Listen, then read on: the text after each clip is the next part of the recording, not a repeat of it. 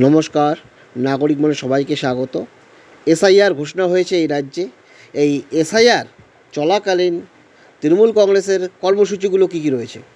আগামী 4ই নভেম্বর থেকে 1 মাসের জন্য তৃণমূলের এসআইআর ক্যাম্প চলবে।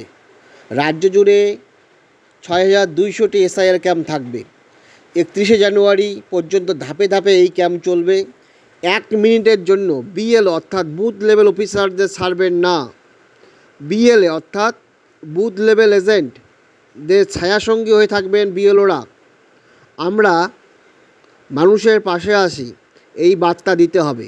294টি ওয়্যার রুমের তৈরির নির্দেশ, অর্থাৎ রাজ্যে যে 294টি বিধানসভা এলাকা রয়েছে তাতে প্রত্যেক বিধানসভা এলাকায় ওয়ার রুম তৈরি করার নির্দেশ।